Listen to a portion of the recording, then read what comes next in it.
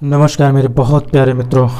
हम लोग बात करेंगे आज पर्यावरणीय शब्दावली के बारे में। जैसा कि हम लोग पिछले वीडियो में भी चर्चा कर चुके थे, जिसमें हम लोग बात किए थे एटमॉस्फेयर के बारे में, यानी वायुमंडल क्या होता है, कैसे इसका निर्माण हो रहा है, किस स्थिति को हम कहेंगे वायुमंडल है, और ये वायुमंडल में जो गैस हैं, तत्व हैं, जो जलवाष्प में जो गैस हैं, ये कैसे जुड़े हुए हैं, यानी कि ये कैसे बंधे हुए हैं, कैसे इन्हें रोका गया है, किसके माध्यम से रोका गया, हम लोग इसके बारे में चर्चा किए थे। और इसके साथ ही साथ हम लोग ये भी देखे थे कि यही हमारा वायुमंडल क्या कर रहा है, हमें अल्ट्रावायलेट किरणों से, यानी कि पराबैंगनी किरणों से हमारा क्या कर रहा है, सुरक्षा कर रहा है। ये सुरक्षा करने वाला कौन सा लेयर है, तो ओजोन परत है। ये ओजोन परत कहाँ पाई जाती है, क्षोभ मंडल में पाई जाती है। अब इसके अंतर्गत जब हम लोग देखेंगे, जब हम ज्योग्राफी के टर्मिनोलॉजी में देखेंगे, तो उसमें हम लोग एक एक करके पढ़ेंगे, जैसे कि क्षोभ मंडल क्या है, आयन मंडल क्या है, मध्य मंडल क्या है, बहिर्मंडल क्या है। हम लोग इनके अलग अलग वीडियो के रूप में चर्चा करेंगे। फिलहाल आज हम लोग बात करेंगे अपक्षरण। अपक्षरण मीन्स क्या होता है, अबलेशन। क्या होता है ये अपक्षरण? अपक्षरण मीन्स ये होता है कि क्षरण हो जाना। क्षरण मीन्स क्या होता है, क्षरण मीन्स क्या होता है, खत्म होना या फिर टूट जाना, या ख़त्म होना, या इसको दूसरे शब्द में कहा जा सकता है कि टूट जाना। क्या हो जाना, टूट जाना, कई टुकड़ों में बिखर जाना, कई टुकड़ों में बट जाना, कई टुकड़ों में विभाजित हो जाना। इसका यही तात्पर्य होता है क्षरण से।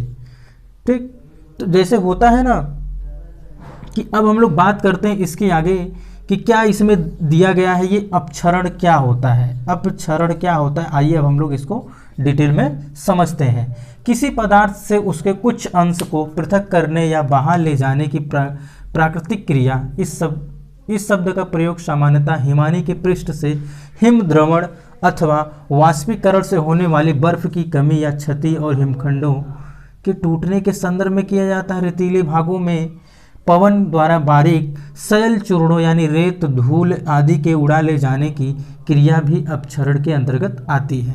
क्या है ये? मान लीजिए कोई पदार्थ है, हम लोग मान लेते हैं कि ये लीजिए क्या है, एक प्रकार से पहाड़ है। ठीक, अब यहाँ पे क्या हो रहा है, अगर हवाएं बह रही हैं, मान लीजिए ये जो है, ये छत्रक है, किसका है, ये शैल किसका है, हम लोग मान लेते हैं रेत का है। आप लोग मरुस्थल में देखे होंगे, तो मरुस्थल में क्या होता है, जैसे मान लीजिए कहीं पे इकट्ठा हुई है, हवाएं क्या कर रही हैं, इसको यहाँ से ले जा करके कहीं और क्या कर रही हैं, इसको डिपोजिट कर रही हैं। क्या कर रही हैं, यहाँ से इसको तोड़ रही हैं, कहीं और इसको डिपोजिट कर रही हैं। कर रही हैं कि नहीं कर रही हैं, होता है कि नहीं होता है। और कभी कभी ऐसा होता है, यहाँ पे कोई न कोई एक आकार मिल जाता है, जिसे हम लोग बोल देते हैं छत्रक। यहाँ पे वैसे इस बात का हम लोग जिक्र नहीं करेंगे, लेकिन यह है कि हल्का फुल्का इसकी जानकारी हम लोग अवश्य ले लेते हैं कि क्या होता है कि जो रेतीले भाग होते हैं, यानी जो डेजर्ट जोन होता है, वहाँ पे जो कहीं से भी ये हवाएं क्या करती हैं, रेत को उठा ले जाती हैं, हवाओं द्वारा क्या करती है, ये लोग उठा ले जाते, धूल को उठा ले जाती और ले जाके कहीं पर डिपोजिट कर देती हैं, कहीं पर ले जाके इकट्ठा कर देती हैं। तो वहाँ पर भी एक अच्छी खासी संरचना निर्मित हो जाती है। ठीक, ऐसे ही हिमखंडों की बात अगर हम लोग कर लें, यानी कि जो बर्फ़ के टुकड़े होते हैं, इनके टुकड़ों से भी, मान लीजिए कोई हिमखंड है यानी बर्फ़ का कोई टुकड़ा है, अगर इसमें से भी कोई टुकड़ा तोड़ लिया गया, कैसे तोड़ लिया जाएगा, ये भी क्या होगा, एक प्रकार से जब इस पर जोर पड़ेगा, या फिर इससे पानी से अगर टकरा के जाएगा, या फिर इससे कोई ऐसी प्रक्रिया होगी जिससे क्या हो जाए, टुकड़ों में बट जाए, इसको भी क्या कहा जाएगा, अपक्षरण कहा जाएगा। ठीक, इसका सीधा सा सिंपल सा भाषा आप समझिए कि कोई एक बड़ा सा पदार्थ है, इसका कोई एक भाग क्या कर दिया गया, प्राकृतिक क्रिया के द्वारा कहीं से टूट गया, टूट करके क्या हो गया, वो विभाजित हो गया, उसी को बोल देंगे क्या, अपक्षरण बोल देंगे। क्या बोल देंगे, अबलेशन बोल देंगे। क्या बोल देंगे मित्रों, अबलेशन बोल देंगे।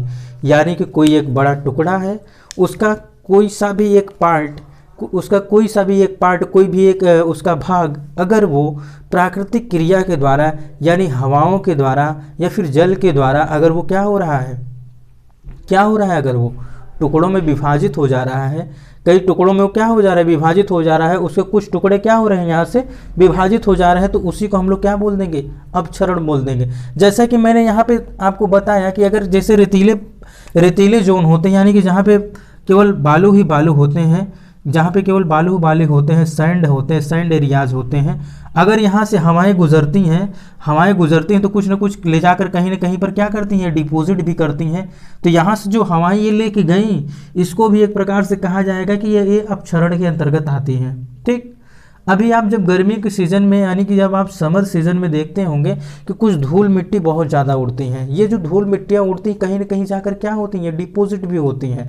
ये भी अपक्षरण के अंतर्गत हम लोग रख सकते हैं, समझ सकते हैं। लेकिन इसे जो समझा जाएगा मेन रूप से कि कोई अगर एक बड़ा टुकड़ा है, इसका कोई एक भाग क्या हो गया, इसमें से क्षरित हो गया है, यानी कि इसमें से टूट गया है, और टूट करके क्या हो गया, वो अलग हो गया है, इसी को बोलेंगे अपक्षरण। आपके पर्यावरण से संबंधित ये बहुत ही बेहतरीन और बहुत ही मज़ेदार टॉपिक है। कभी कभी लोगों को समझ में नहीं आता है आखिर अपक्षरण और अपर्दन में क्या अंतर है।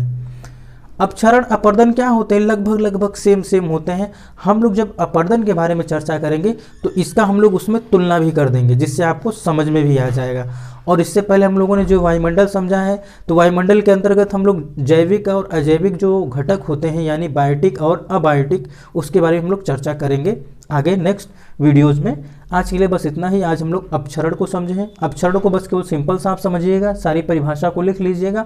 उसके बाद ये समझ लीजिएगा, अपनी भाषा में लिख लीजिएगा कि कोई एक बड़ा सा टुकड़ा है, अगर ये टुकड़े में से अगर कोई एक छोटा सा टुकड़ा टूट जाता है, इससे अलग हो जाता है, इसी क्रिया को हम क्या कह देंगे, अपक्षरण कह देंगे। लेकिन ये कैसे टुकड़ा होना चाहिए, कैसे उससे अलग होना चाहिए, ये प्राकृतिक प्रक्रिया के द्वारा होना चाहिए, प्राकृतिक क्रिया के द्वारा होना चाहिए। नहीं कि आप ही गए उसको तोड़ने लगे, कहीं तो अपक्षरण हो गया, ऐसा नहीं होगा। ठीक, तो मित्रों आज के लिए बस इतना ही।